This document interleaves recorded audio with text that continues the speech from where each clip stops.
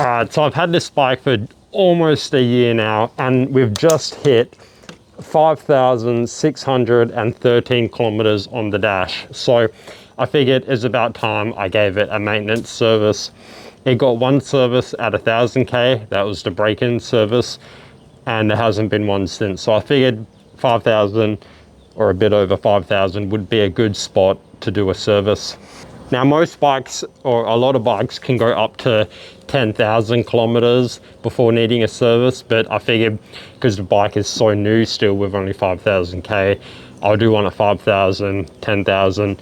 I like doing them every 5,000 instead of 10,000, just, you know, keep the bike well lubed, make sure it's properly serviced.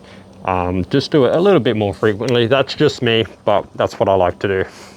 So today we're going to be replacing the oil filter. We're going to be checking, lubing and cleaning the chain, and just going over everything, making sure everything is top notch as it should be.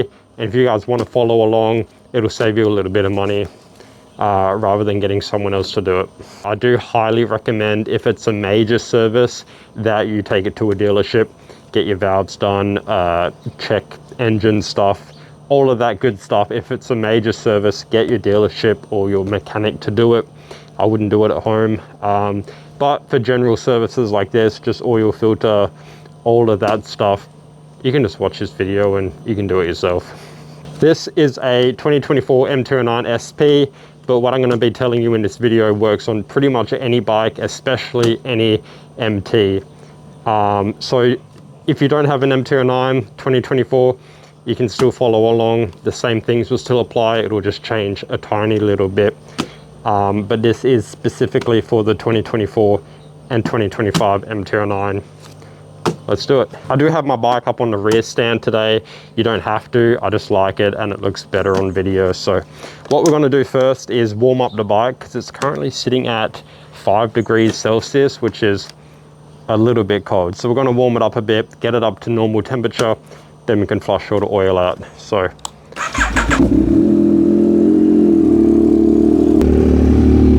all right, we're at 50 degrees. That's well warm enough, I think, operating temperature to get the oil out of it. So let me show you what I'm using when it comes to oil. Fiamma, do you want to show them? Come here. Anyway, she's just a puppy, we can't blame her. All right, oil. Every time I replace the oil in my bikes, I always use Yamalube. All right, I get this from the dealership at Horizon Motorcycles. Yamalube, and then oil filter, we got genuine Yamaha oil filter. This is what I always use. You guys can use whatever you want. Motul is good.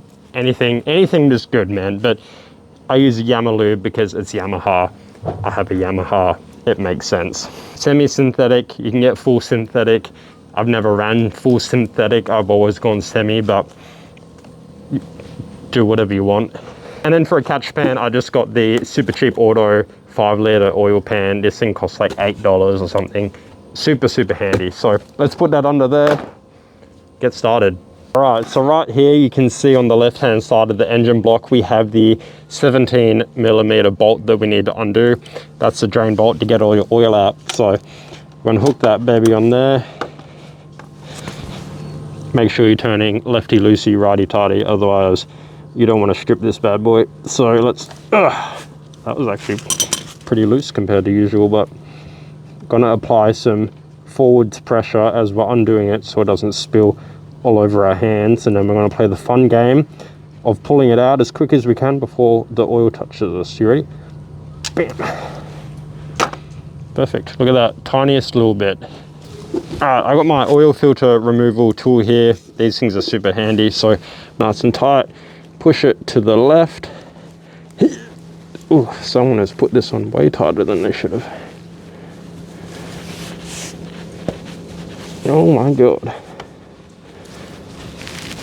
There we go. All right, now that the oil filter is loose, we can take that off and expect to see a whole bunch of oil come out of there as well. And put that on there like that. Now we're gonna wait a couple minutes, let that drain out as much as we can. Oh my God, she nearly drank that. That would have been, get out. All right, let me go put the puppy away and then we'll let this drain. I just realized my head was like in the way that whole time, so I apologize. Anyway, we're down to a little dribble now on the oil coming out, so we're going to put this oil plug drain bolt back in. Now, because the bike's so new, I'm not going to replace this crush washer. It still looks really good, but if this is your 10,000, 15,000 service or something like that, I'd replace it just in case. We're going to put that on there and tighten her up nice and good with our hands. Try not to cover the camera again. And then I don't have a torque wrench, so we're just going to do the old, you know, that feels about right level of tightness, which is about that. Not that tight at all.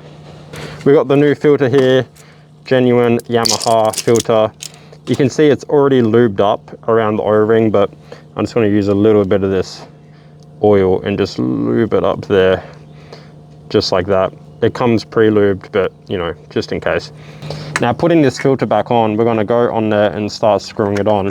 We don't need any tools for this. We're just using our hands. And what we want to do, make sure it's nice and snug on there, just like that. And we just want to put it on hand tight. So we're going to grip it and just put it on as well as we can with our hands, just like that. And that's perfectly fine. No need to tighten it any more than that. And that's good, nice and shiny on there. So I just had to run inside to check my manual for how much oil to put in this thing, because it usually says on here, on my second gen, it was 2.4 liters for an oil change with the filter. But I just ran inside, checked my manual, and it's 3.2 on this engine.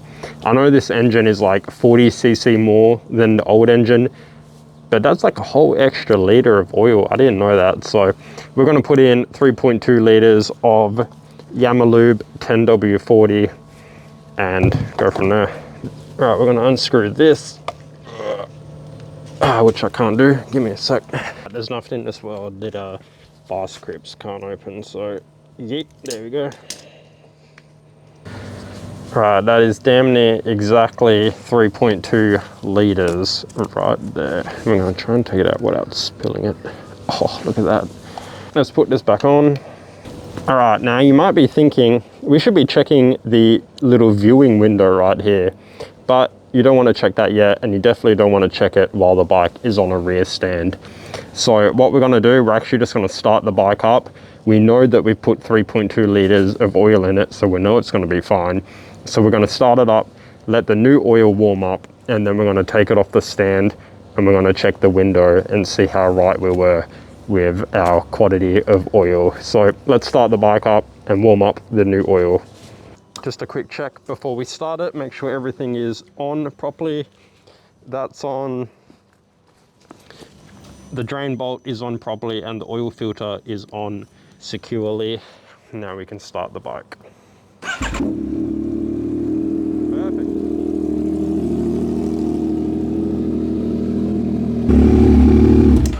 All right, the bike is back to 52 degrees now, nice and warmed up. I don't see any issues, no oil leaks or anything like that.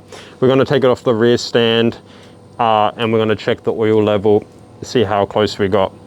One thing I did notice, while that back wheel was spinning, it would kind of slow down at a certain point and then speed back up again, then slow down. So I'm thinking we might have a dirty chain or a tight chain or something like that. So we're definitely going to check the chain after this, make sure it's all good. But first, let's make sure we got the oil all right. Now, to check the oil level, all we got to do with the bike on the kickstand, we pull it up just like that to the point where it's balancing, and then we can check the oil, and it's damn near perfect. If anything, it's a little bit too much, but it's right on the top line, which on MTs, right on the top line is kind of where you want it. I've seen on a few MTs, if you have the oil level like in between the two lines on the viewing window, it can bring up an oil pressure light if you hit a bump or if you accelerate or something. I've had that happen on my old bike. So the best thing to do if you get issues like that, just fill it up to the top line or close to the top line.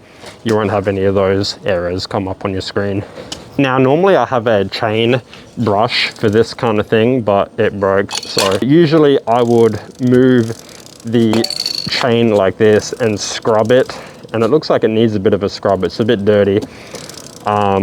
So usually I would scrub it. I highly recommend you get a chain cleaner and do this. It makes a big difference, but we're just gonna lube it up today anyway and check the tightness of it. And just looking right now as it is, it actually looks a little bit loose, to be honest. Well, actually, you know, I'm no expert, but it's not too bad. I think it's pretty good, actually.